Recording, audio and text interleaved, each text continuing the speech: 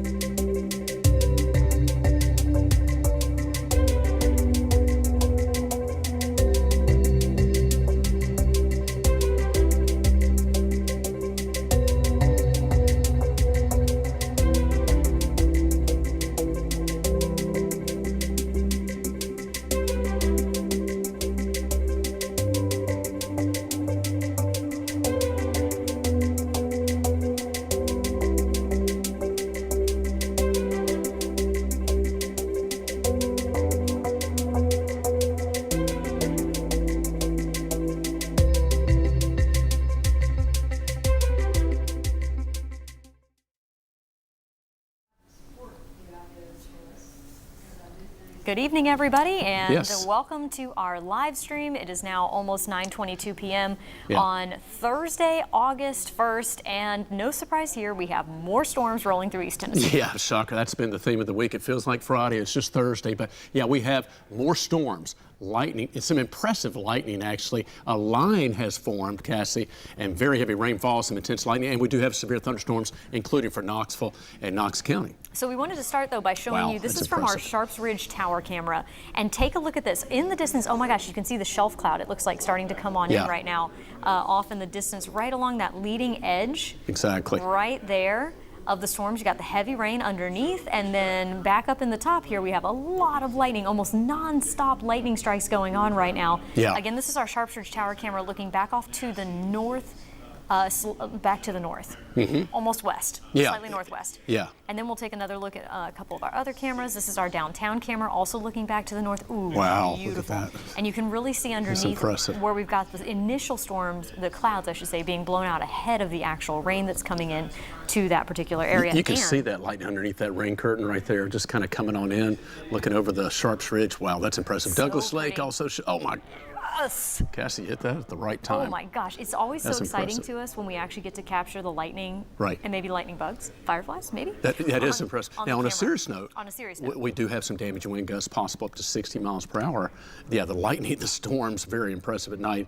And look at that. That's just, man, Douglas Lake. That's very Fantastic. impressive. It just, we're We'll come looking back. from Douglas Lake and Dandridge back west. It's just west of Knoxville. This line of storms will continue to move on Stunning. in. Absolutely stunning. We will come back to that view in just a couple of minutes. Let's first talk about the storms that we have going on across the area, looking at the radar as well.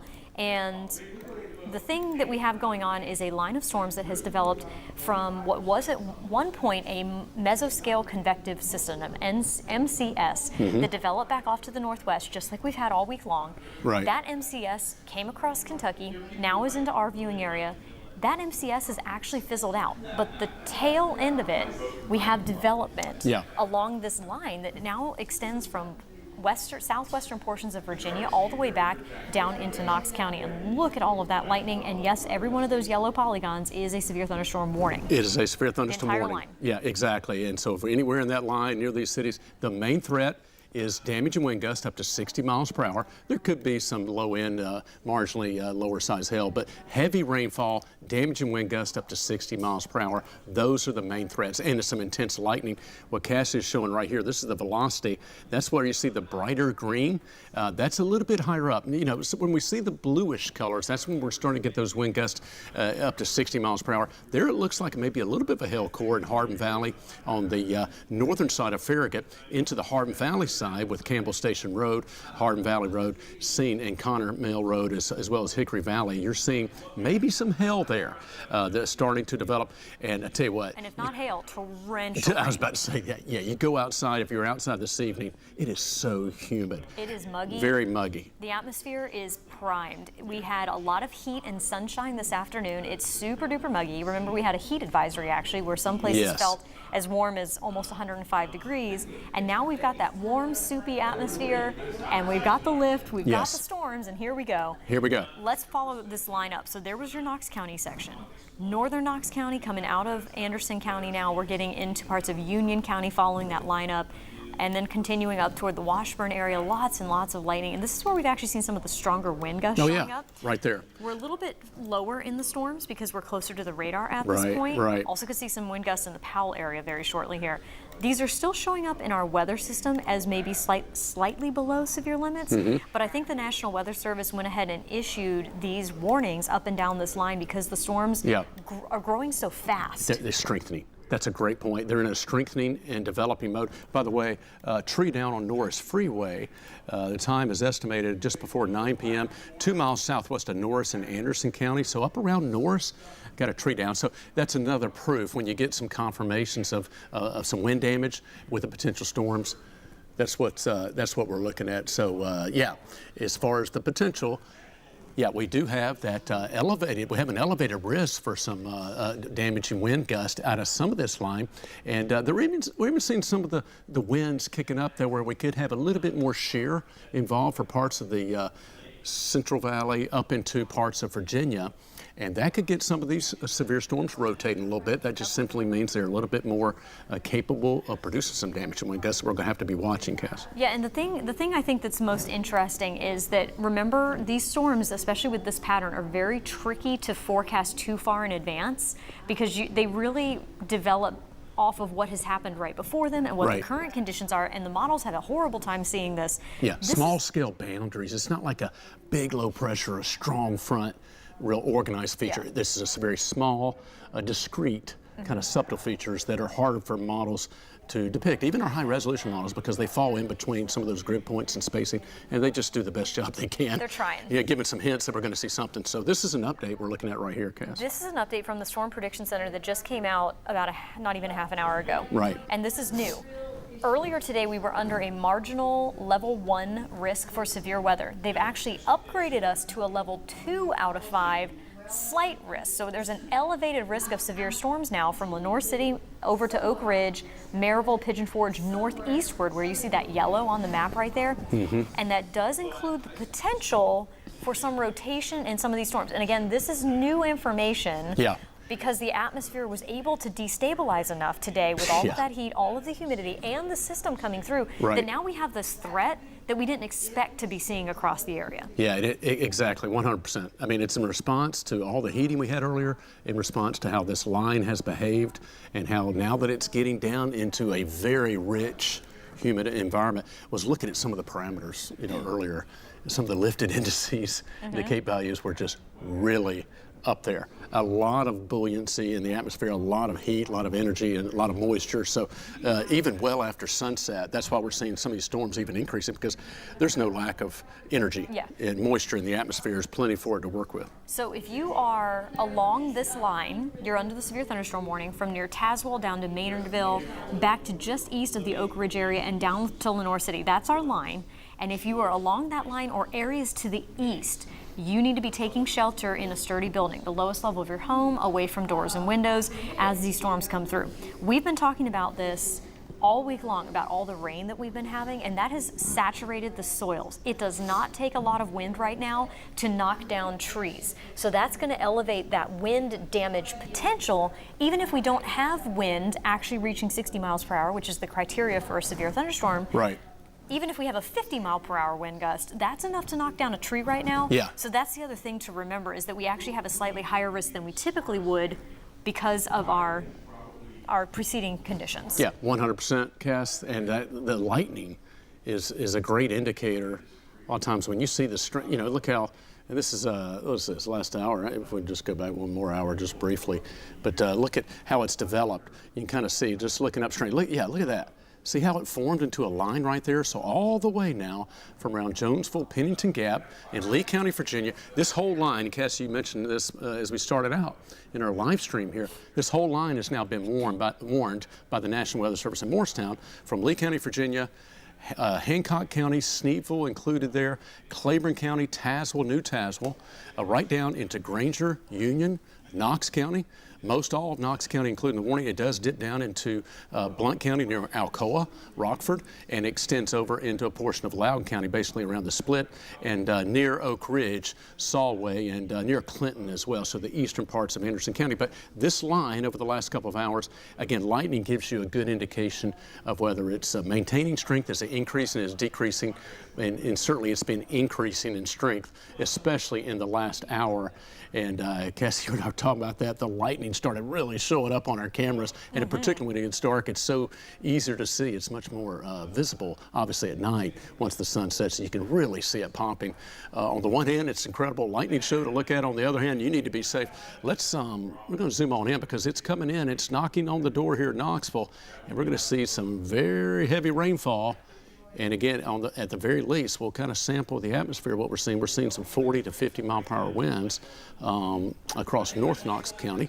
Didn't mean to zoom in quite that far, but that'll work for right now along the Emory Road corridor. So we start up around Corrington, Gibbs for you in Plainview and Blaine. Some really strong storms. And come on down Powell, Carnes, Hardin Valley, Farragut.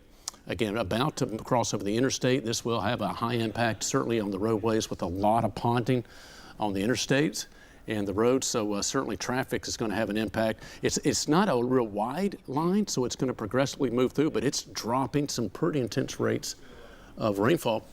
Got some pea-size hail by observe a spotter at Pleasant Ridge in Knoxville, so just northwest of Knoxville, getting That's where we saw that Pleasant core. Ridge.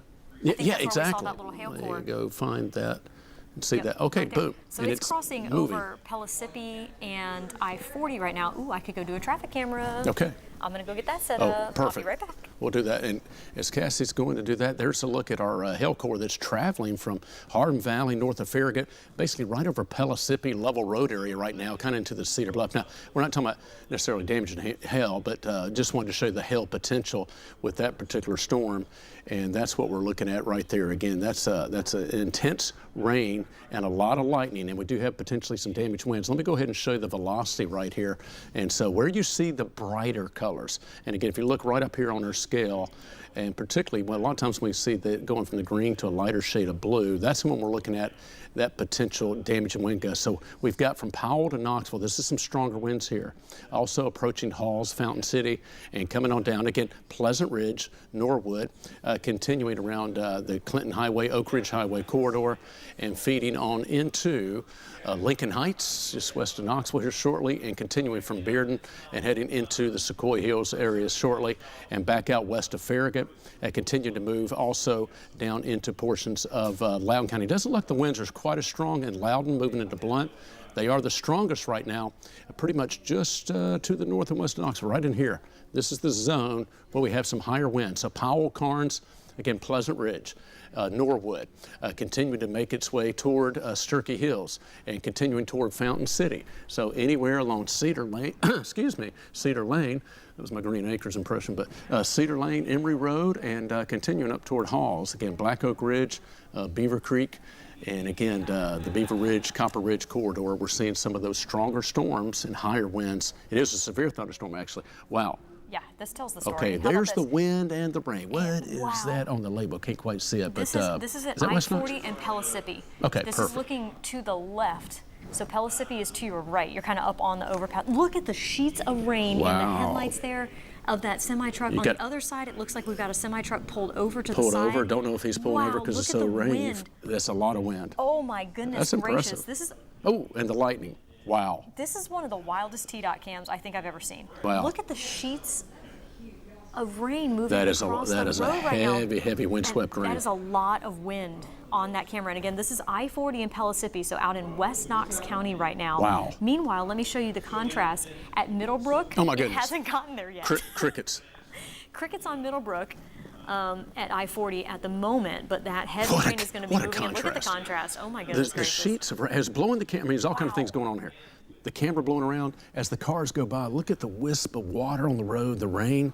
And the camera's bouncing The around. camera's because of bouncing this. around to the other side. They're pulled over. We don't know. They just, slow down. See the brake lights coming on? Slow down, guys. I don't know if that's an accident. They're slowing way down up there. See Yeah. that? Oh boy, slow down. Please stop. Please, Yep. we don't want to witness. We don't want to watch man. it. They're slowing down, braking quickly. That's on the other side. They got us really. I tell you what, just That you already side know this, doesn't probably, look like folks. it's- But whenever it's raining, just that's not the time to make up good time on the roads. Just slow down, take it easy. No, wow. I Especially wonder if when that cars truck are is, slowing down like that. I wonder if that truck is not all the way over, because notice there's cars passing on I the don't right-hand know. side. There's something going on up here too. There's Wow. really, man. Well, it looks like the worst of it may have moved through. That may have been the leading edge of That it, because now look at how things have calmed down a We, little bit. we definitely witnessed it. Comparatively God, that was impressive. Wow. Okay, so now let's again, That was I-40 at contrast here. Pellissippi, right? Okay, so there's the wind starting to pick up at Middlebrook and I-40. Look at it in the bottom left-hand corner. The tree is starting to whip around over here. That's true. Here it comes. As the wind is picking up, I'm sure we're going to see the rain moving in. And speaking of this, by the way, let's go ahead and give the rest of our viewers who are not in Knox County a quick overview of what's going on, and then we'll come back. This We'll is come just where back our to the cameras Middlebrook are, so we can camera. actually see what's going on. Did we leave this on Yeah, Dandridge? let's go ahead and look at the lightning. Absolutely. Yeah, let's look at this real We'll quick. rotate around if we want. It's coming into downtown, Yeah. so we can. So this is still in Dandridge. You can see the lightning off in the Oh, yeah. distance. They're just constant in these storms right now. Let's check our tower camera right now. This is looking. They're going to have trouble. Oh, here comes the rain. Yeah, here comes rain. Wow. Shrouded in the lightning, the heavy rainfall coming up Yep, on the here ridge comes right now. into Sharps Ridge. So we've got that coming into downtown, and then from our downtown camera, Yeah, here it also comes. can see the rain coming in. Wow, and that's the cloud. I bet we just missed a shelf cloud. That's impressive. Can I do a quick view? There, you can do it. Do that one, and let me hit. Let me do this. Maybe comes up. Actually, I'm just going to get as soon as it'll let me. I was thinking it'd be coming in this way, but over here was a little bit better, actually. Yeah, I think we need to go up. Oh, we're just going to go. Oh no! Oh no! Folks, what you're witnessing is when you hold down the button here too it comes. long. Do you I hear saw the- some really impressive Okay, lightning. we're making people dizzy. Let's stop. Stop. Stop. Sorry, guys. Excuse me while Todd hit a lot of buttons all at once. We're gonna promise move I didn't along. hold it down that We're going to long. move along. Let's go back That's to where the you storms. control alt delete. Let's that go back to particular the program. storms. But we're back. We're on the Sharps Ridge camera. I mean, goodness We're back. gracious, it's probably still spinning. We're back. All right, we're back. We're not going to look at Sturkey anymore. Okay, There so we go. here's our line of strong storms, severe warned at this point coming in. We've got them extending all the way now from down in Loudoun County, just to the east of Lenore City, up through West Knox County, moving over Farragut. That's the first camera that we were looking at, our TDOT camera of I-40 in Pellissippi, with wind-driven Tonight. sheets of rain moving across the highway. That rain is just now getting to our studios here in North Knoxville. And let's check out the velocity scan here just to kind of see. You can see how that we're was some of doing that here. more intense winds coming in, wasn't it, Cass? Right up here, we are watching that very closely now. That's just outside or near Ritta Elementary School. That's going to be moving into Skagston very shortly here, crossing over 11W. Heads up if you're in that area or over in Mascot. There's the rain. It's here. You've got some very, very heavy rain, and along with some very strong gusty winds. That's an area we're watching there. An interesting little signature showing up there. Strawberry Plains, you're probably getting some of the wind showing up in your area, and we'll follow that line right on up through Union County into Granger County, Yep. moving through the Washburn area right now, about to get into Rutledge. It's probably moving into Rutledge at this point, actually. Exactly. And then a lot more lightning just to the north of that once we get up into northern Granger County and right near eastern Claiborne County. Yeah, absolutely. That's where we've been watching it all the way up to near Sneedville. You've got that heavy rain, lightning, and of course the wind. So let's go back to that interesting feature. That's the one I was showing just a second ago. Fountain City at Halls. It's a little bit Again, more. here we go. Let's It's check out our winds. bill real quick. Yep. Okay, so this tells yeah. you something here. The vertically integrated liquid is like the first step to quickly catching what's going on when it comes to the severity or the rain potential. Right. Where you see that bright orange right there, that tells you there's a lot of moisture going on. Could be some small hail, Right. but also could just be a ton of very heavy precipitation. Yeah. And that's going to all come falling down and push out the wind. So that's near Farragut, South North Shore. Topside Road is heading in your direction, and it's going to Right. be getting to the airport and up and down Alcoa Highway very shortly. Our next core cell is going to be just to the north and east of I-70, or 640 loop, I should say. And that is going to be pushing into those areas where I was just talking about with the really, really strong winds, getting into Skagston and Mascot here near Ritta and Tazewell Aaron Pike and Municipal. 11W, 11E, yes. You mentioned Ritta Elementary, Northeast, exactly. Going up toward Three Ridges and 11W, 11E, Tazewell Pike area. Some of these same areas, Tazewell Pike, for example, in parts of Fountain City, 2 days ago, kind of suffered some decent wind damage and some did. trees down, et cetera, and still cleaning up from that. So hopefully hopefully not as intense as what we saw with that one, but there are some, as Cassie said, some pretty strong winds, severe thunderstorm winds up to 60 miles per hour. Yeah, there's pockets of damaging winds within this line. And when I was pointing out the vertically integrated liquid and the brighter colors, you can also see that reflected with lightning as well. Right. Because that tends to be the stronger updrafts. There's probably some small hail way up there bouncing around creating that lightning. Right. And that is the areas that we watch most intently for that collapsing of that storm, which then produces the potential for the damaging wind. Let's go ahead and check out our camera at Middlebrook and I-40. Okay, starting to rain. Now yep. we're starting to see the rain coming in. The wind is still going on with the tree on the bottom left. Really not looking as bad as our downtown camera was looking. There may be a slight, if you got radar, had a slight split, so it may not be quite as intense here, but goodness gracious, when you pulled up that T-Dot camera at the time you did, that caught it right as that intense line was coming. Boy, the tower camera. The tower camera may be taking lightning hits right now, and folks in Market Square need to get off the Market Square. You want maybe hit that one, see if we got tower. That's pretty impressive. It's rocking and rolling on our Sharpsridge tower camera. And again, yeah, that kind of tells the story. A lot of lightning, significantly reduced visibility, very strong gusty winds. Yeah, this is not a storm that you want to be outside in at all. So we want you to go ahead and move to your safe place. And again, if you are in areas from Claiborne County down through Granger and Union counties, getting toward Cherokee Lake now, and down into Knox County, that's going to be moving very quickly into parts of northern Blount County very shortly here. Seymour, Kodak, Sevierville, Dandridge, Jefferson City, White Pine. Oh, there's our extension, Morristown. There we go. This tells you that the National Weather Service does expect that these storms are probably going to maintain their strength.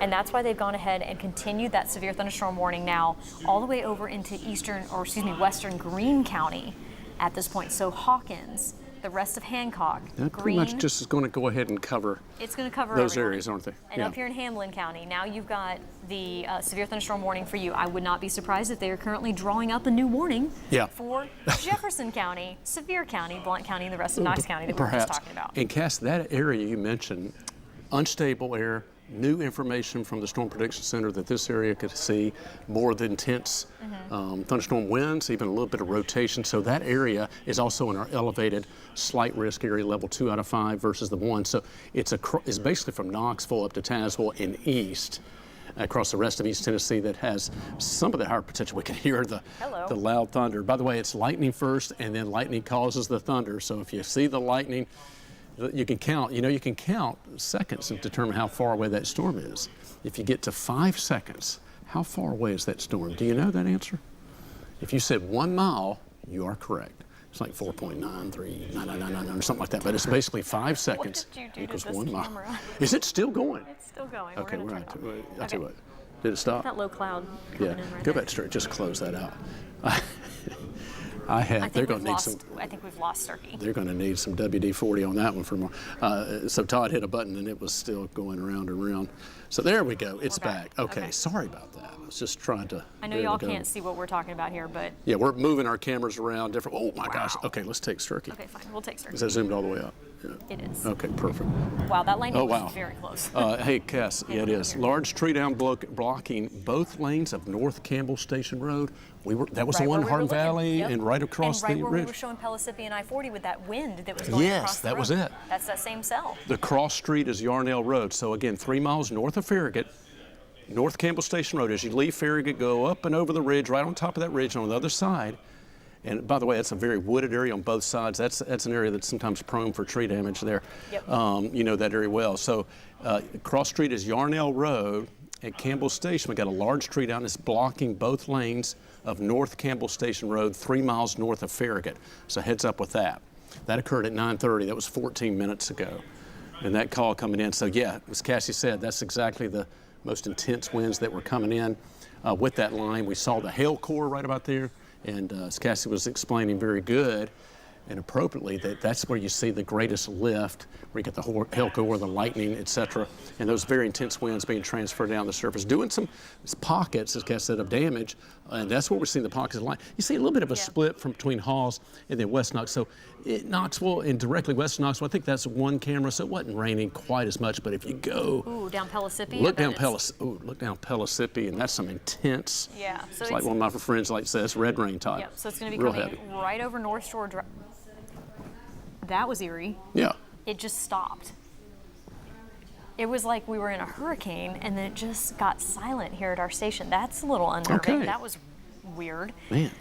Guess Anyway. that little batch over there just moved in. Yeah, so out Yeah. near Westland Drive, and going to be moving over North Shore and down across Fort Loudon Lake and down across Alcoa Highway very shortly here. That's eventually going to head along Governor John Sevier. And hey, look at this, by the way, where Chapman and John Sevier come together. Not quite. Yeah, right there, a lightning strike already that far out ahead of the storm. But how can that happen, Cass? Because the rain's not there yet. Oh my gosh, I don't know, Todd. We should explain Look at that. The lightning is happening well ahead. That is, that was tongue in cheek. We were just, of Why course. did our warnings go away? Wow. Something. I think we we're may have took a little I think we're- something network. Something's wrong because that. I know. There's no way they let that warning. I wonder if our go generator away. or something may have clicked. That was kind of that. I heard that too. Something's happening. Hold on one second, guys. We may have to wait for our data to come back in, but that line is continuing to progress through Knoxville and Knox County. So yes, if you are Unless they let that again, warning watching us. expire. that's interesting. Interesting. Okay, so anyway, continuing. Let's see here, That's yeah. strange. 3 minutes. Usually do. I don't know. Let's Okay. see. Very Okay. interesting. Yeah, that's when it was said. Let's see if they. Okay, so back to Knox extend County it. though. Okay, so now you're technically in Knox County. You're not technically under severe thunderstorm warning. These winds Stay are doing, tuned, though. These They may winds be are in the doing process damage. of You don't reissuing need it. a warning for these winds to do damage. Yeah. That's kind of what I was explaining earlier. Yeah. They don't have to hit 60 miles per hour and meet the criteria of a severe thunderstorm Right. to down Be- those trees. and be very impactful. And so the worst rain, wind, and weather that we're seeing right now is now moving east of Pellissippi. It's kind of getting near Cedar Bluff and that far out to the west on the south side of the interstate. Right. And then we also have another cluster of those storms on the northeast side of town. Wow, look at that. That's moving into Skagston and Mascot right now. It looks like we have another little cell developing out ahead of it. Oh yeah, it's the outflow boundary. Outflow. I mean, yes, so you can folks- clearly see it wow. outflow, and All the right. atmosphere is so humid. See this It's green? juiced. Look at all See that that. green line right there? That's called an outflow boundary. That is the leading edge of the wind, and as you can see, it is out ahead of the rain, You can see it initiating. and it is new sparking development. off new development Yep. out ahead of that. So Strawberry Plains, that passed over you, and new storms are developing on your east side, and the west is still going to come over there. That's impressive. Wow! And let's See- check out the bill. Yeah, Ville and Envelope, see if it abates. Very bright winds in Show this up, area yep. as well. A little So bit. that's our push of wind. I wouldn't be surprised if we Oh, get yeah. some. There's You're starting right. to really get bright You're right right. there. There's a little bit of that minimum wind that kind of kicked in behind it. Oh, yeah, there. Yep. So, Old yep. Rutledge Pike, Rutledge Pike. Sunnyview School, elementary school. This is the Chilhowie Hills. We've got a cement plant road, but that's about Yeah, where the this- intense winds are. Like you this- said, Rutledge Pike. Yeah, in Cass. this area, we're seeing the potential of these winds in the 55 to 60 mile per hour range. So again, It's even if you are increasing, not yeah. under a warning at this point, if you are in this area, Yeah. you need to definitely be taking shelter in the lowest level of your home, away from doors and windows. And again, this is in Knox County. Here we go. Yeah, I think there was some type of interruption with data. It's like, this has got to be, because it's still. Something's going on here. Okay, so we got, so the update, Cass, and not. we'll show the radar, but the Union County is now being canceled out of the warning. That's the other warning, though. Yes, the other. That's not the okay, Knox warning. okay, this is maybe. Strawberry Plains, heads up, along Yeah. 11E. You've also got the storm, or I should say the potentially dangerous, damaging wind heading in your direction. That's going to cross over 11E near Wooddale, and then get near Trentville near Carter Elementary School. That's where this is heading very Okay. quickly. So it's probably going to pass just to the south maybe, or right into Strawberry Plains. So if you're in those areas, even though you are not currently under a severe thunderstorm warning, you need to be taking shelter right now in the lowest level of your home, away from doors and windows. We do have a severe thunderstorm warning Yeah. farther to the north. Okay, they just issued a new one. I know it's kind of something like, I think we had a data interruption or something. I was almost So you about are to say on the severe thunderstorm NW. Yeah. If we weren't, it was going to be reissued.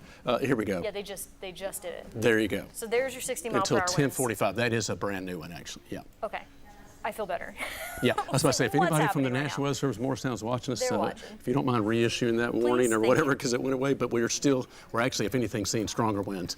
Yes. Across northeast, East Knox County now heading towards Strawberry Plains, as Cass said. Outflow boundaries heading your way. Jefferson City, Jefferson County up into Granger County, and continue Washburn, Thornhill, and up toward Rutledge, and continue around Bean Station as well. So heads up around the Cherokee Lake and Douglas Lake, the Lakeway area. You've got some intense storms with a lot of lightning. Yeah, look at that energy. We were talking about this a moment ago as well, Cass. Just the lightning. that's Oh, really yeah. covered up Clinch Mountain in Granger County, some really intense lightning, and also North Knox County, real intense, coming in from Halls right towards Strawberry Plains and Mascot, and intense lightning crossing over now from Farragut and Level Road down Pellissippi, so continuing to heads up in South Knox County, and also down Alcoa Highway along the Knox Blount County line. Douglas, our Dandridge camera. Oh here. yeah, here, check it out. Check on that and see how that's looking, because they should have the outflow boundary approaching. Okay, another tree down on Couch Mill Road, north of Farragut. So we have North Campbell Station Road, 3 miles north of Farragut. Both lanes were blocked on North Campbell Station from a tree down, large tree down. Another one down on Couch Mill Road. Just want to give that quick storm report. Wow, look at, wow. Douglas Lake. Douglas Lake is watching it from Impressive afar right now, and Douglas Lake has a prime view of these storms as they're about to be rolling into the that's great. Dandridge Yeah, area. you're right. You know what? Particularly, it's off just a hair to the right. We can. Yep. That's impressive. Yeah. Yeah. It's I'll let you having do the. I'll let you do the movement. Unless we We're don't not want to do. going on a 360 we'll do tour a again. 360 Dollywood ride. I'll be glad to help. But that's like those lemon twists. Have you ever been on those? And some boy, careful if you get on those and people go too fast. Is that a food? I digress. Yeah, to get you real dizzy real quick. Meanwhile, Well, that's anyway, what I was doing. I was doing a lemon twist. There's our Douglas Lake cam. Yeah. It should be mentioned that these storms are moving along at a quick enough pace to where flooding shouldn't be a huge issue with them as they move on through. But this is the interesting part we were explaining at the beginning of our live stream here of this broadcast. So the atmosphere today, we had heat indices in the triple digits. It's very, very muggy outside. Dew points in the low to mid 70s. Yeah, I saw 75 at one point again. Yeah, today. super duper muggy. So the atmosphere is primed. Then we have the energy from that mesoscale convective system that traveled all the way across the southeast and made it all the way here. So this is new. As of 9 p.m., almost an hour ago, the Storm Prediction Center actually upgraded our severe weather risk. Normally, when the sun goes down, you see the risk go away. Well, in this case, the threat has actually increased as we have gone through the late evening here with this new lift in the atmosphere coming on in. It's kind of just a push of moisture coming right up the valley. And so that is what has allowed these storms to take off. Todd and I were watching them, and they were kind of weakening when they were coming out of Kentucky. Jeez. And we thought, okay, this is good. We can take a breath tonight.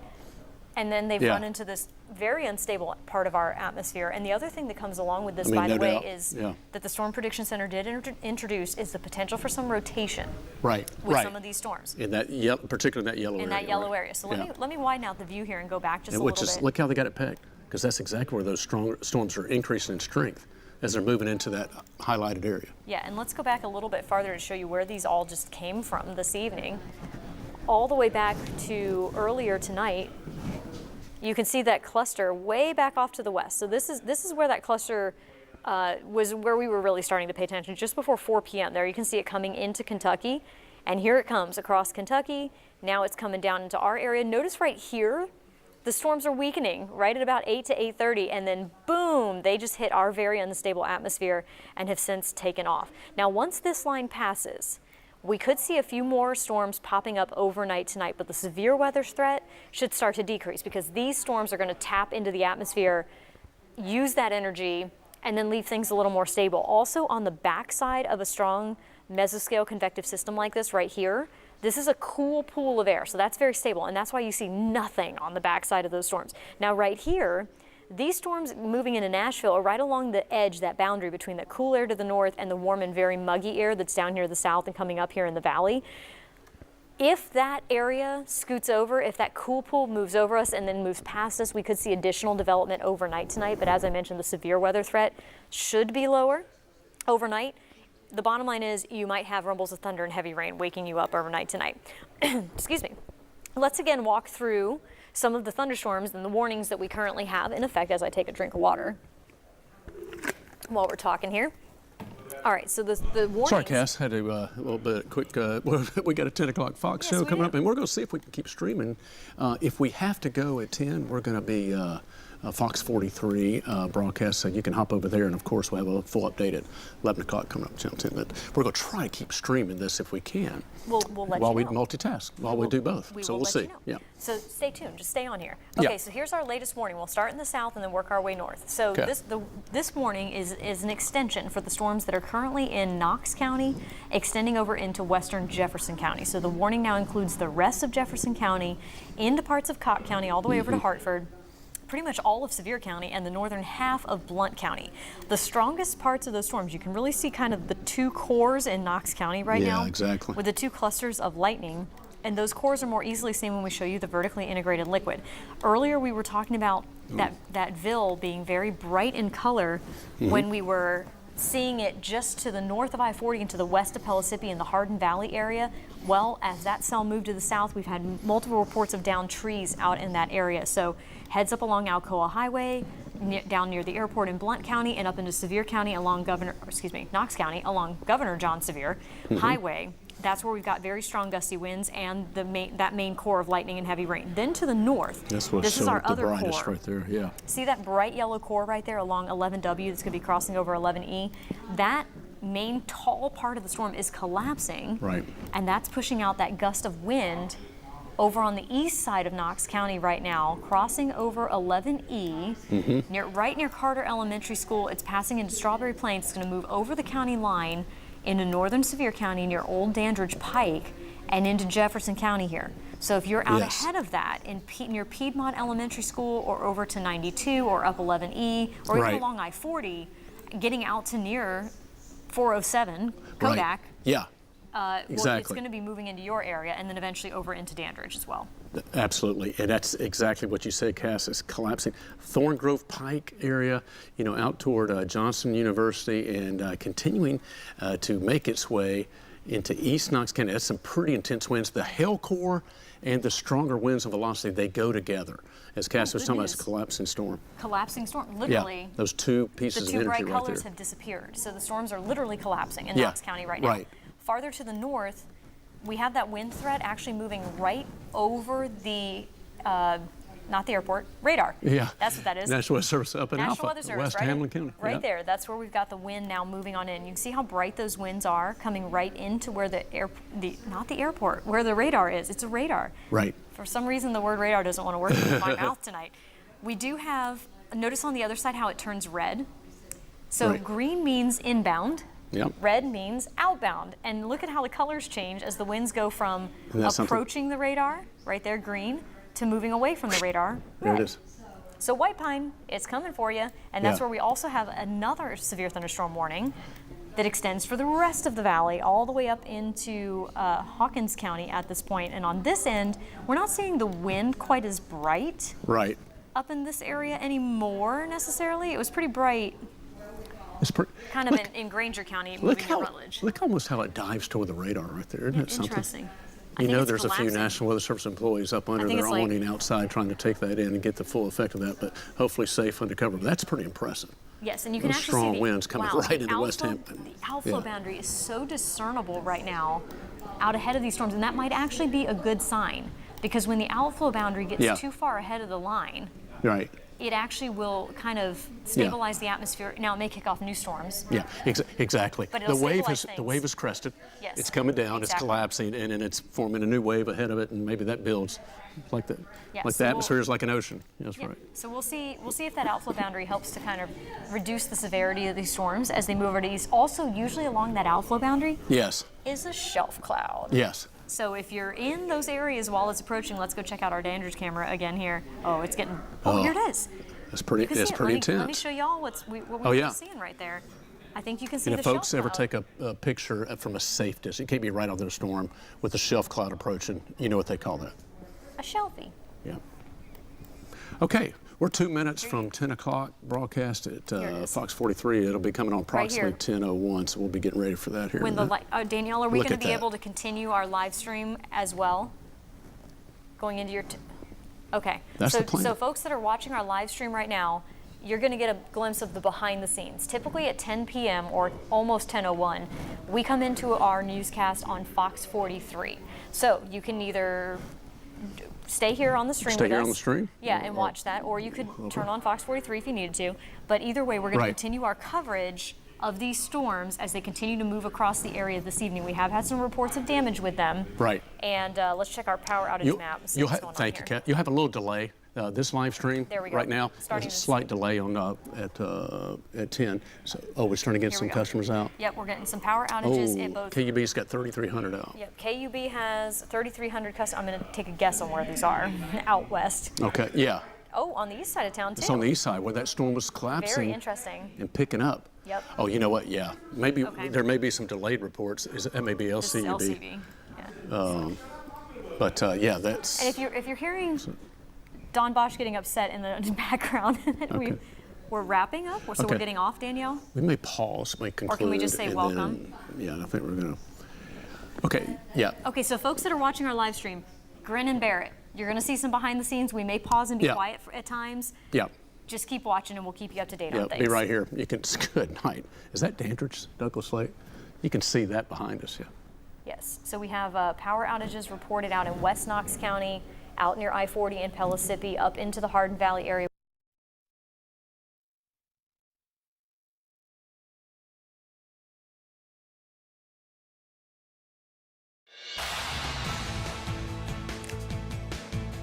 Now at 10, the polls are closed and results are coming in tonight. We have what you need to know about tonight's election.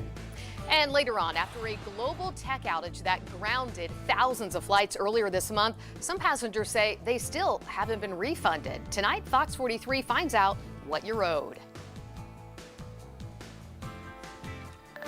And some intense storms making their way through. You are looking live at Douglas Lake, Cameron, Dandridge right now.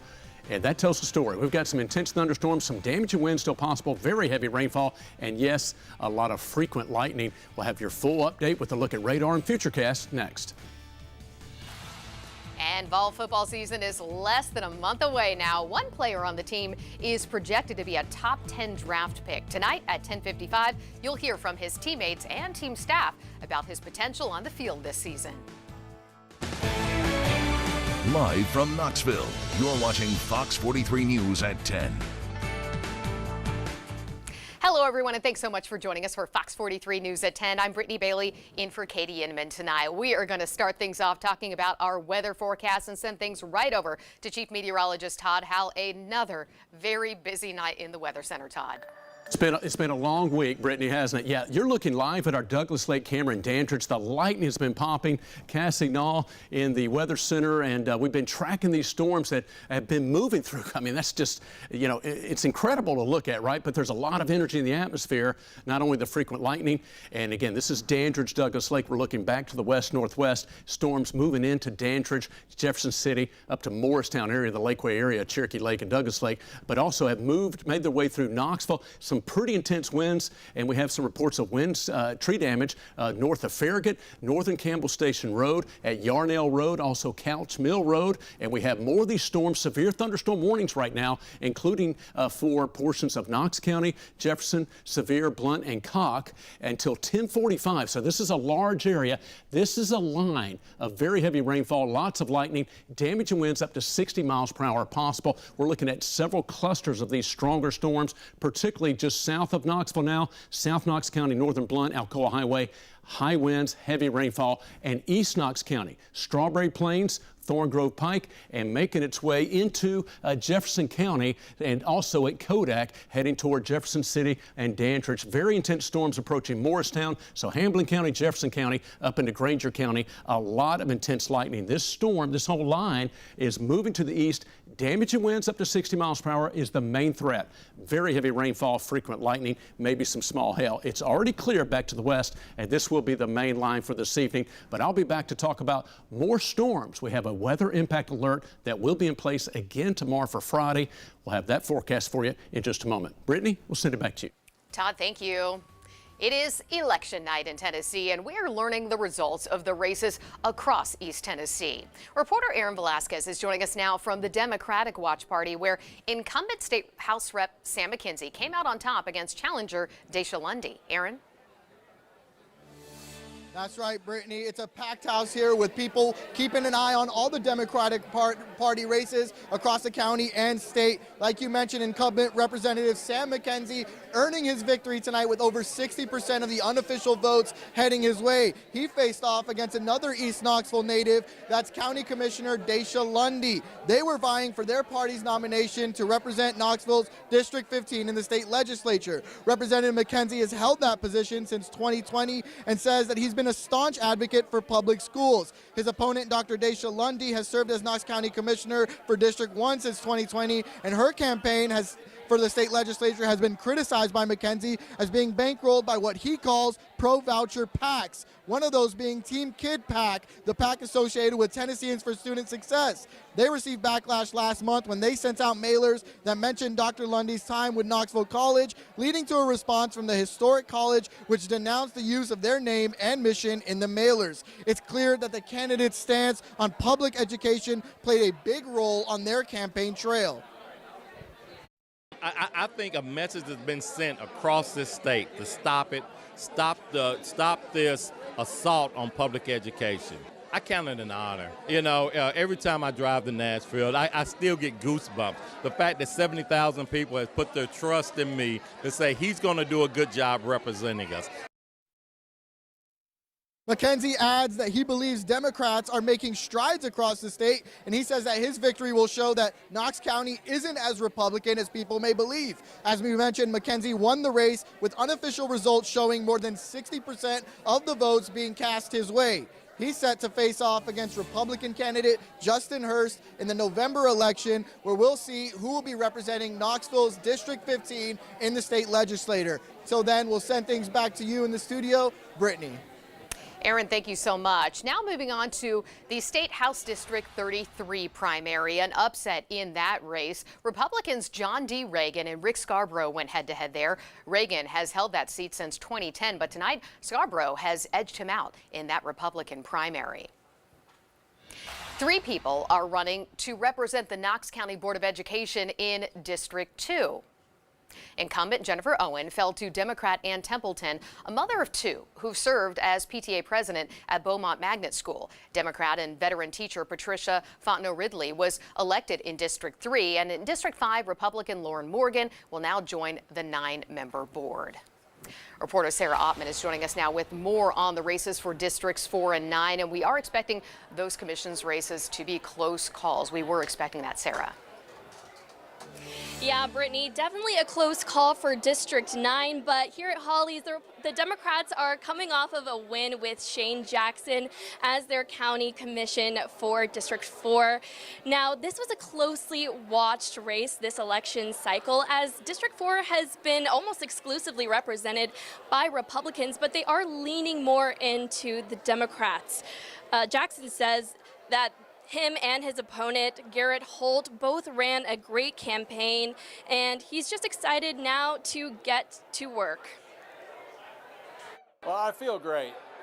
You know, we started out this campaign with a slogan of let's lead with kindness, compassion, respect for others, and that resonated with Knox County voters. Jackson says he's focused on working on housing affordability and improving our public schools. And he also says this win isn't for him, but for all the people who voted for him and supported him and gave him donations this campaign.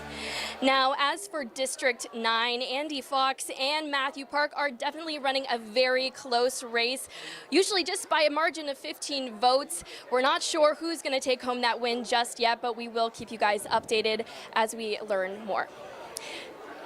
Sarah, thank you so much for that report tonight.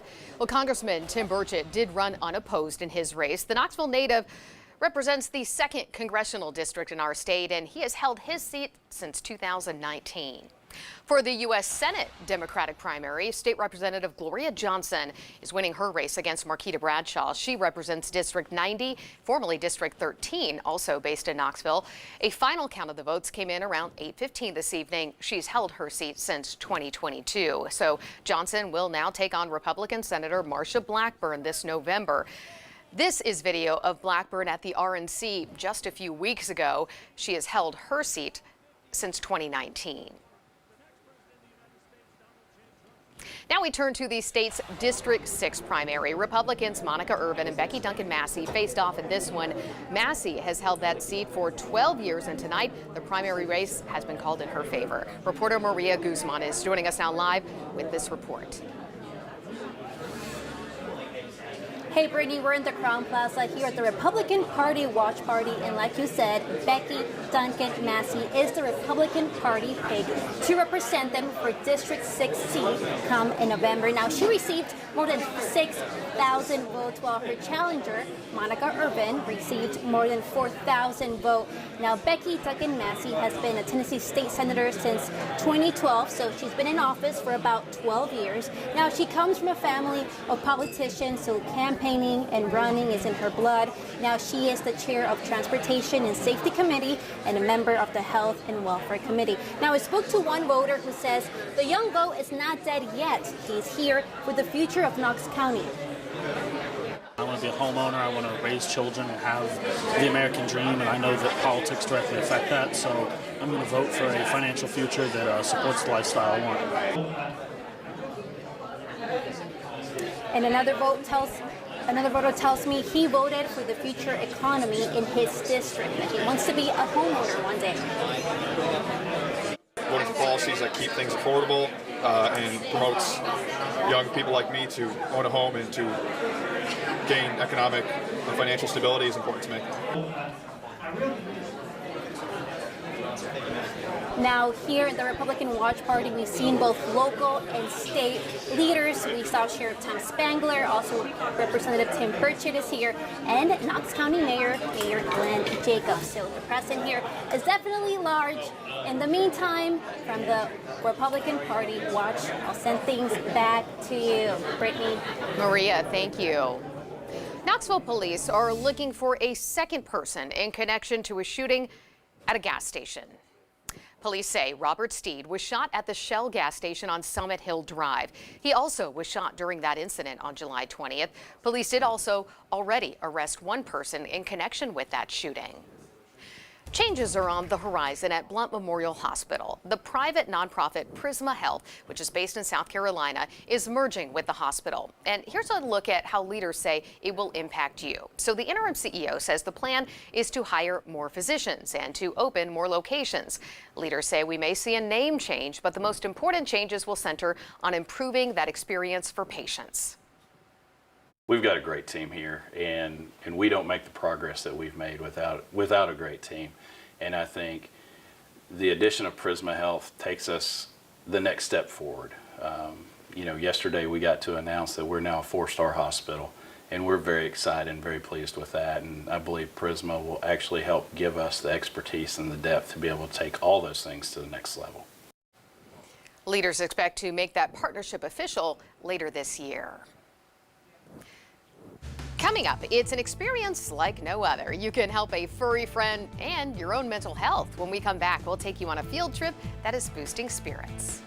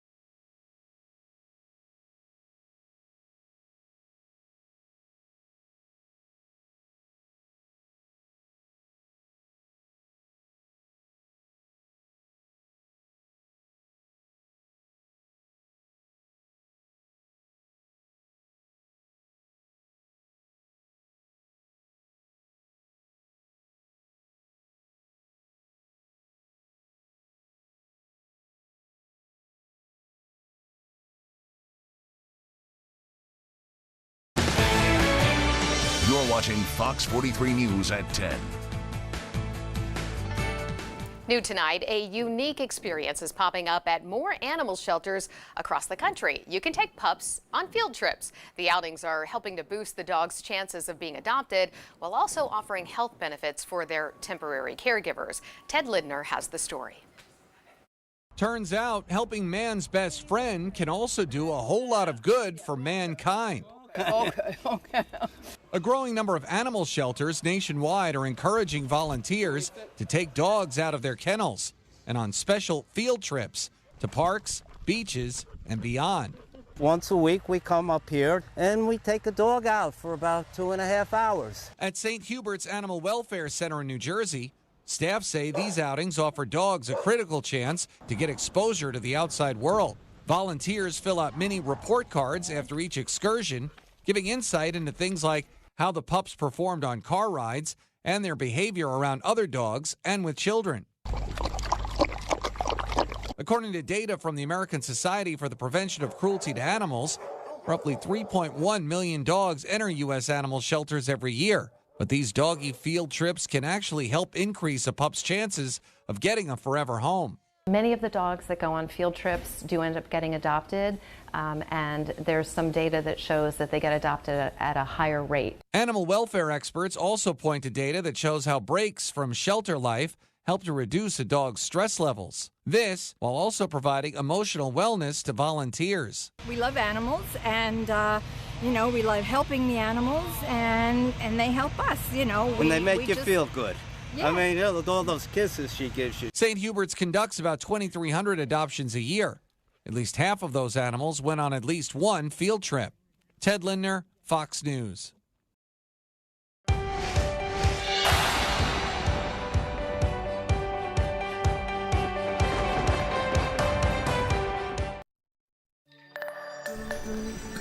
And welcome back. Let's take you to our Sevierville Parkway camera. Cassie Nall in the Weather Center with me. We're continuing to track and monitor these strong to severe storms with a lot of lightning. We're looking north now up Highway 66 in Sevier County. In Sevierville, turned our camera around, seeing basically this shelf cloud and delineation of these storms. There's the lightning right there. So again, we're looking north. You can see it lighting up the sky. And every time the lightning flashes, you can kind of see the dark clouds. Now, a couple of notes here. You may see some lower appendages in the clouds. Those are likely not funnel clouds. They're just basically what we call little scud clouds, just little inflow clouds, little notches. Okay, this is a line of strong to severe thunderstorms. Damage and winds is the main threat. Again, we're sampling. There's some of those lower hanging little scud clouds. Again, not really funnel clouds with those, just a line of damage and winds and some intense lightning and very heavy rainfall. So that's Sevierville looking north, and we take you to our downtown Knoxville camera. Wow, right on cue. We changed the view around, looking more south, southeast, because that lightning, just like it's doing now, is really popping over the cameras. Our tower camera also picking up on some of that intense lightning, but that's a live view. Again, looking over, kind of looking almost due south from our downtown Knoxville camera. This is Gay Street right over there. There's Smoky Stadium. This is Kodak, where some intense storms also coming in right now. Thank you, Cass. And seeing some of the heavy rain coming in right now. And again, a lot of lightning. Our Sevierville camera, this is Douglas Lake. And there we're seeing those sheets of rain coming in. Wow. And there's that lightning really pumping. So this is why we talk about when thunder roars, move indoors, because you don't want to be outside when that's taking place. Look at that. Yeah, sheet lightning and strokes of lightning, so bolts of lightning, very intense. Now here's a look at the severe risk. Notice the area shaded in yellow. This is from the Storm Prediction Center, has an elevated slight risk area, a higher risk area for some of the same areas where we're seeing some of these strong to severe storms with a lot of lightning, potentially damage and winds. This is basically from Knoxville east. This line of storms is moving east of Knoxville. It's the main line that we'll likely see for most of tonight. And here it is right here on Doppler radar. There you see Knoxville is just off to our south. Intense storms now making their way around also from Mascot and continuing down into Mount Olive in South Knox County, John Sevier, and now crossing over from Knox into Blount County, Alcoa Highway, and Chapman Highway. Headed down towards Seymour and Boyd's Creek. Some intense rainfall and severe thunderstorm winds. Again, it's moving along steadily, but it's slow enough for very heavy rain. And where we see some of the brighter colors along this line, that's where we could be seeing some pockets of some damaging winds. Strawberry Plains, again, we had a report earlier of some pretty intense winds coming in right there. See those brighter green colors? That was likely some winds close to 60 miles per hour, at least 50 to 60 basically, but enough to produce some damage. And Jefferson City to Dandridge, including Douglas Dam Road there, seeing some strong to intense thunderstorms. And there's a look at some of the brighter colors as the storms made their way past radar. Green is toward the radar with respect to its position, and moving away from the radar is red. And there's a look at some of those brighter colors just under severe right now. That 45 to just under 50 mile per hour range is what Doppler radar is seeing right there. It's got a pretty good vantage point. But again, these storms have been pulsing up and then collapsing down. And when these storms mature, get tall, and then rush down just like water rushing down like a wave cresting, then casting over, that's where we see some of those damage and wind gusts. And this is the replay from the past hour of these intense storms making their way through. So Dandridge, Morristown, Lakeway area, damage and winds to 60 miles per hour. Severe thunderstorms are in place. Severe thunderstorm warning, Blunt, Conk, Jefferson, Knox, and severe until 10:45. And severe thunderstorm warning, Conk, Granger, Greene, up into Hancock and Hawkins counties, and I should say Hamlin and Hawkins. That's until 10:30. So kind of two generally separate warnings, but it's almost a full line from Rogersville to Maryville, basically in all areas in between. So again, if you live close to any of the cities, Rogersville, Morristown, Dandridge, again, Jefferson City down to Maryville, Sevierville, Kodak, and continuing heading toward Newport to Greenville eventually, this is the line of storms. Yeah, a little bit of hail, small hail possible, but we also are looking at main threat is damaged winds. And Cass says we maybe loop that again just to talk about the energy, the lightning, but also the damage of winds. It has produced some wind damage. All right, we do have, I believe, a power outage update for you, and we'll take a look at that right now. Thank you very much, Danielle. And Cassie, I'll let you chime in here. We have, and we'll try to see on the customers, over 5,000, this is KUB, 5,000 KUB customers without power right now, and especially across East Knoxville and East Knox County. And just to the south of the 640 in East Knox County, that's where we have one main area of power outages. Danielle, I don't know if we can zoom on in a little bit closer if you want to tell me any of the communities. I don't know if that's Chilhowie, Holston Hills area, and no, all good. But that's what we're seeing as far as here's Knoxville, again, up toward East Knox County. I believe that is kind of in that general area of Holston Hills, Chilhowie, and continuing, again, just north of the river, and continuing to make its way off to the east. So certainly, these storms have been impactful with those damage winds as those high winds continue to make their way through. So that's power outages. Again, just over 5,000 customers without power, and that's just off the edge of your screen there now, but that's the very latest. Here's a look at storm reports. Earlier, a tree down on Norris Freeway. That was one of the first damage reports as storms were making their way from near Clinton to Andersonville and Norris, and then up in Granger County, Buffalo Springs, some trees down off Buffalo Springs Road, and then Mascot, trees and power lines are down on Hammer Road, and the road that comes off John Sevier Highway just south of Interstate 40, and in Farragut had a large tree down blocking both lanes of North Campbell Station Road on the north side of Farragut into Harbin Valley. And where Campbell Station comes into Yarnell, that's where we had a tree down blocking both lanes. Couch Mill Road also had, that's a separate report, into the Farragut Harbin Valley area of a tree down and caused some damage there. So again, that's caused some road closures and some road issues there, and also some power outages. Our Futurecast model, it's, let's pick it up from where we're seeing these storms right now. It's going to take these storms pretty much out of here between right now and midnight. What can we expect? And I may have been covering that up, Cass. Feel free to go back if necessary. But for the rest of tonight and into tomorrow, yeah, we're going to see more of those scattered storms redeveloping, especially later Friday afternoon and evening. And I tell you what, with the heat and humidity expected to return tomorrow, some of the storms could be packing a punch. We do have a flood watch that will be in place through our Friday evening until 8 p.m. tomorrow. So it's going to be another hot and humid day tomorrow. Again, the storms tonight will gradually wind down, and then we'll have a chance for showers late tonight and early in the morning. But then more storms tomorrow with heavy rain could be looking at the possibility of some flooding. Cass, we'll go ahead and maybe take a look at our 7-day forecast. And we do have a weather impact alert that will be in place once again as we get into your Friday. And again, with more of these storms that will continue to track on off to the east. And those are the severe thunderstorm warnings, again, from Maryville up toward Rogersville. And here's your 7-day forecast. Again, we are talking about a weather impact alert that will be in place tomorrow for the potential for more heavy rain and strong storms. And there's a look at what we're seeing. Yeah, especially in the afternoon and evening. Saturday looks like those chances for scattered showers, but basically improving some later in the day. It won't be as hot into the weekend. Then next week, maybe this is something we all need, a little bit of quieter weather with sunshine. It will be hot. We're talking about those temperatures staying in the low to mid 90s, back up in the low to mid 90s, I should say.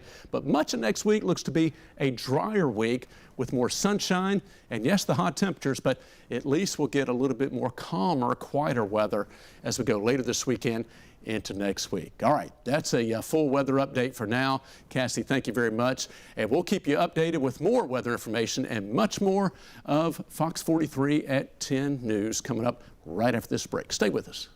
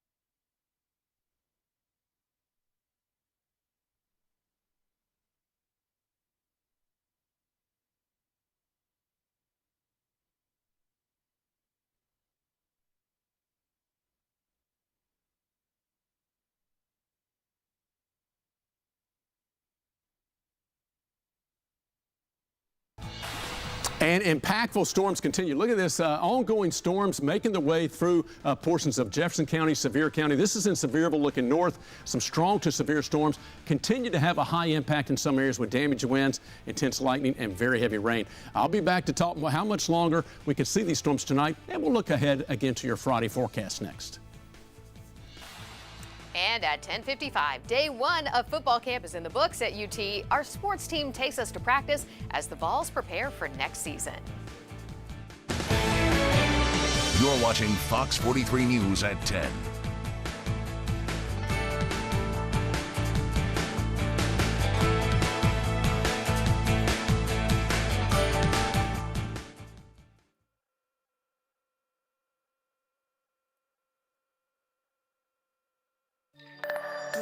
All right, Brittany, thank you so much. Well, this is the image before the Dandridge camera went out, as maybe a lightning strike or something, but it took maybe a power hit. That's at Douglas Lake and Dandridge, some intense lightning. Let's go back to our Parkway camera in Sevierville, and yeah, that's exactly what Brittany was talking about. We've had some strong to severe storms moving in, and they have had a high impact on our region tonight, and as they intensified just a couple hours ago into this evening. So we take you right now looking at Sevierville, looking north. That's a look at the line of severe storms with a lot of lightning and some pretty heavy rainfall. All right, let's go back and show you what we're seeing right now. Again, as far as the radar, we are seeing that line of showers and storms slowly weakening a little bit as it's moving just east of Knoxville. As far as the severe thunderstorm warning being allowed to expire, it was till 10 p.m., so some counties have been allowed to expire. But let's zoom on in and talk about what we're seeing right now.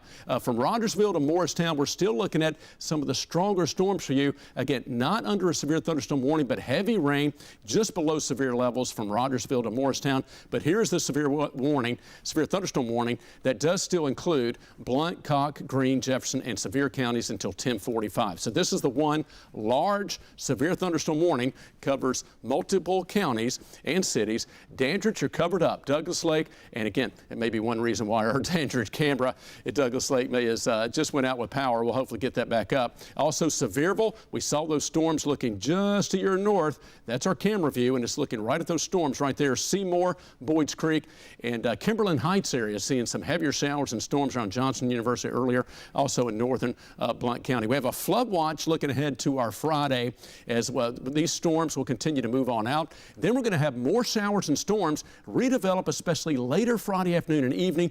Those can be impactful. I'll be back to talk more about your Friday and weekend forecast just ahead. Brittany, back to you.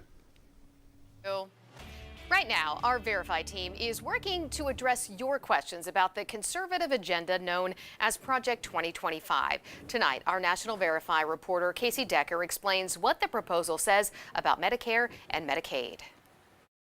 Questions are still pouring in about Project 2025, an extensive proposal to enact conservative policies. We got numerous texts and emails asking, does Project 2025 propose cuts to Medicare or Medicaid? So let's verify. Our sources, the text of the project, KFF, the Center for Economic and Policy Research, and the Center for American Progress. First, Medicare, the federal program that provides seniors with health insurance. The answer here is no. Project 2025 does not propose cuts to Medicare. The basis for the project is a 900-page document compiled by a think tank called the Heritage Foundation. And nowhere in the document do the authors suggest reducing Medicare funding or changing eligibility requirements. But there are some proposals that could affect seniors' care and costs. The project says Congress should repeal provisions it recently passed that give the government more power when negotiating drug prices. The authors argue those provisions have created harmful price controls, but other analyses estimate they save seniors hundreds of dollars each year in drug costs. Project 2025 also proposes making Medicare Advantage plans the default rather than traditional Medicare. That means the government would pay for seniors to get private health insurance instead of directly paying their medical costs. Next, Medicaid, a program where federal and state governments help people with limited resources get health care. We can verify, yes, Project 2025 does propose cuts to Medicaid.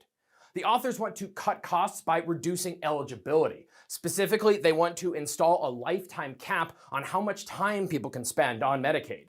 And they want to add work requirements for certain people receiving benefits. With your Verify, I'm Casey Decker. And we will have more on our deep dive into Project 2025 every weekday through next week. We are breaking down what you need to know and how it will impact you. Tomorrow, you'll hear what the plan says about Veterans Affairs. Coming up, the school year starts soon for many students across the country. For college students, financial aid may still be a problem, but for the kiddos in grade school, cost also is a concern. We're digging deeper in tonight's 3 Things to Know.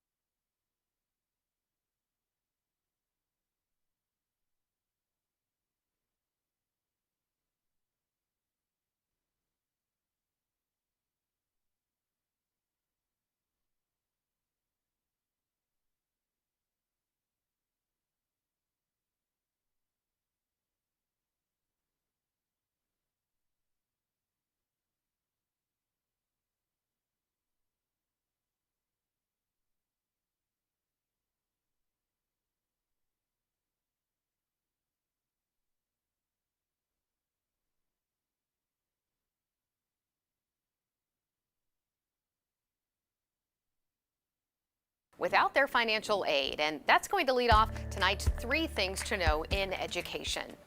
The Education Department reports schools will not be able to send corrections to students' financial aid records in bulk this year. The department is delaying batch corrections to next year after previously announcing they would be available by mid-August. The announcement is one of several setbacks to the new FAFSA form since its release last December. Number 2, back-to-school shopping is here, and parents are expressing their frustration with the cost of school supplies. A new survey from Wallet Hub found 79% of parents say they feel like schools ask them to buy too much. The survey also revealed 77% of parents are willing to go into debt for their children's educational needs. Back-to-school spending is predicted to reach a total of $38.8 billion this year. And number 3, the financial weight of back to school also extends to teachers who work to prepare their classrooms. A recent survey shows 93% of educators are using their own money to buy school supplies. The data shows teachers on average spend $915 every year of their own money for school supplies. Most say they purchase workbooks and practice sheets. Others buy classroom decor, snacks, and cleaning supplies. After a global tech outage that grounded thousands of flights earlier this month, some passengers say they still have not been refunded. Fox 43 finds out what you're owed. And I hope you're having a good, safe night. Boy, some intense lightning, some strong to severe storms. We've had some damaging winds. We do have power outages. We do have storm reports. We got heavy rain making its way east to Knoxville. We'll talk more about our thunderstorm chances for Friday and look ahead to your weekend forecast right after this break.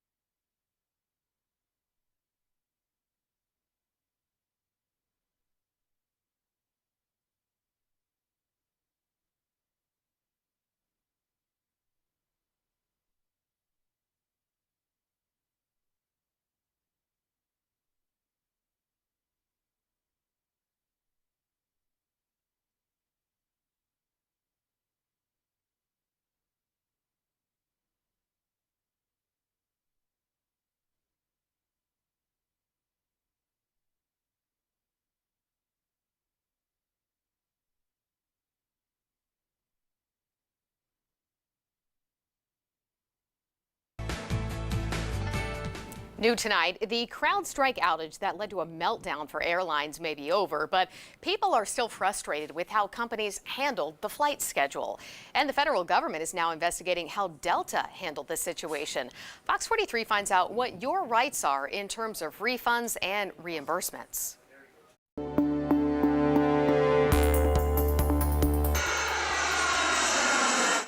The sound of a flight taking off is what thousands of people did not hear when an IT outage canceled and delayed thousands of flights for days. People who have to deal with this mess do have rights.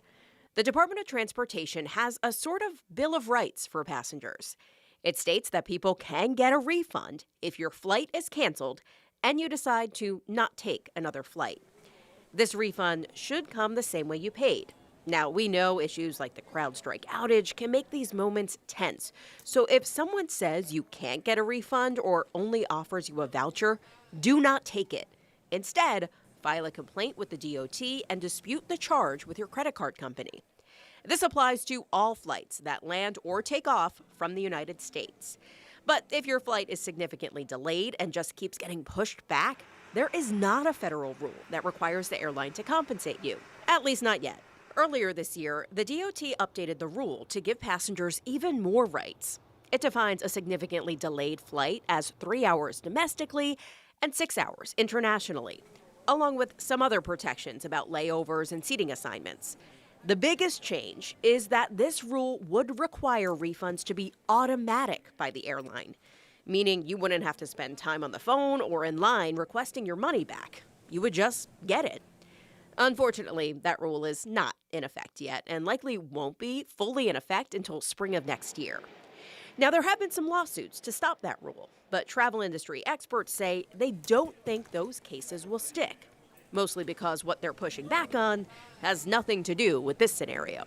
The government wants airlines to put all the fees up front when you search for a flight, and the airlines say it's just really not, there's no way to make that happen seamlessly. So that's where the fight really is right now. Now, a question a lot of people are asking is, will airlines compensate me for my time? People had to pay for things like extra meals, hotels, rental cars. So can they get that money back? The answer is maybe. There is no federal rule on this right now. Now, that could change, and there's a proposal to do so. It's just not currently in effect right now. But this is also a public relations nightmare for some airlines, and they want to keep your business. My advice in this situation, keep all of your receipts and ask the airline to reimburse you for every dollar you spent from the moment you found out your flight was delayed or canceled. Now, there have already been instances where Delta is reimbursing people for things right now, and Southwest did the same thing when they had a tech issue back in 2022. So in the end, it can't hurt to ask. Looking ahead now, the Democratic Party kicked off its roll call to officially nominate Vice President Kamala Harris for president. After weather, we'll find out how long the delegates have to make that decision.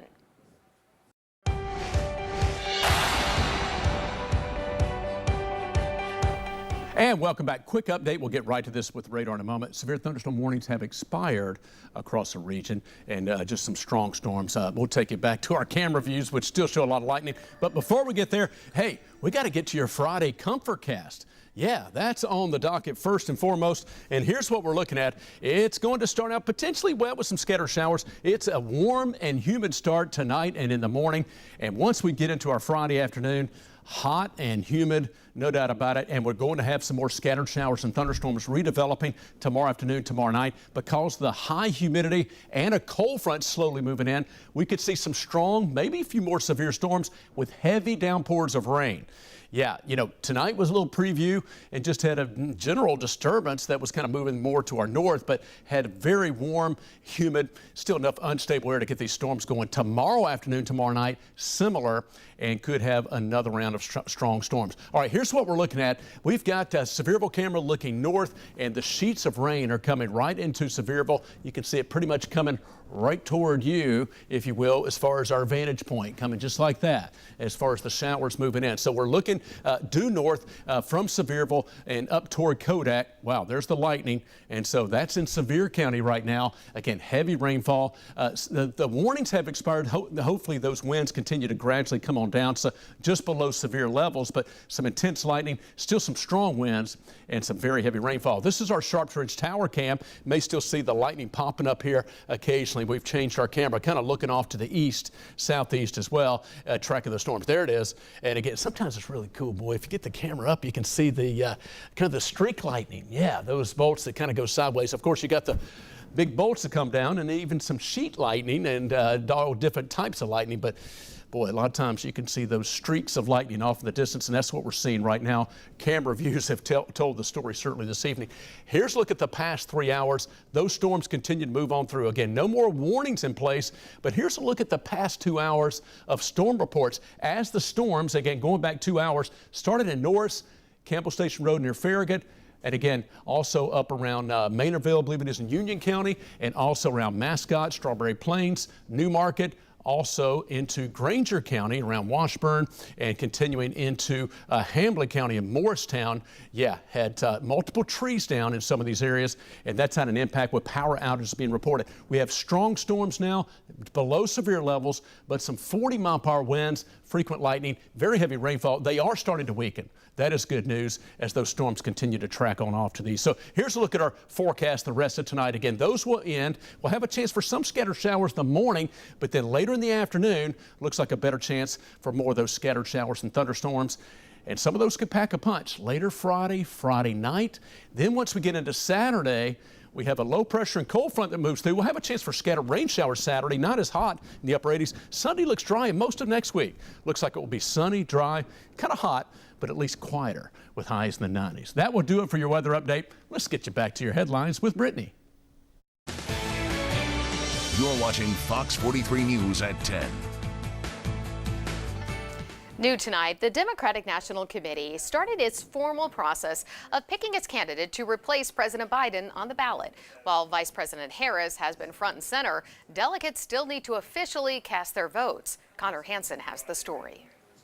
Since President Biden announced he was stepping away from the race, Vice President Kamala Harris quickly gathered support to be the new nominee. Democratic delegates are now meeting virtually to cast their ballots. The roll call is mostly procedural since Harris is the only person to qualify so far. As a party, we have an obligation to design and implement a fair nomination process for delegates to officially express their preferences through a vote, resulting in eventually an official nominee of the Democratic Party who will go on to the top ballot in November. The vote has to be done before the Chicago convention because of a deadline to get on the ballot in the state of Ohio. Once that process is over, Harris is expected to announce her running mate. The vice president has already said she will start a multi-state campaign tour with that person on Tuesday. There are still several on the short list, like Pennsylvania Governor Josh Shapiro and Arizona Senator Mark Kelly. I think she's got a lot of great choices out there. My focus is not on this, and this is not about me. I mean, this is about the future of our country. Meanwhile, Republican vice presidential candidate J.D. Vance visited the southern border in Arizona, taking shots at Harris. It's hard to believe until you see it with your own eyes just how bad the policies of the Kamala Harris administration have been when it comes to the southern border. Democratic delegates will close their voting process Monday night. In New York, Connor Hansen, Fox News. Shoes for School is this Saturday at a new location this year, the Jacob Building in Chilhowie Park. It's from 9 in the morning until noon. The sign up for shoes is closed, but there will still be school supplies and other services, including haircuts and health resources. Coming up, day one of football camp is in the books at UT. Our sports team takes us to practice today on day 2 as the Vols prepare for next season.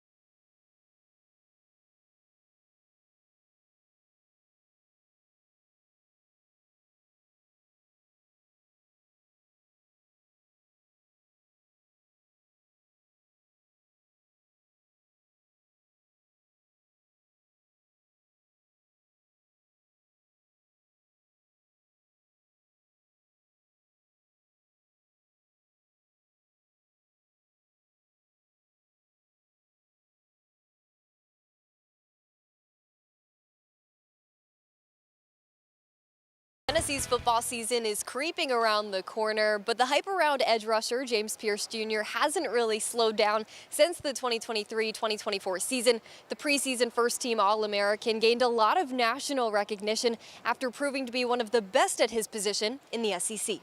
Last season, Pierce played in all 13 games with 3 starts, 28 total tackles, 10 sacks, and a pick 6 that came in the Citrus Bowl against Iowa.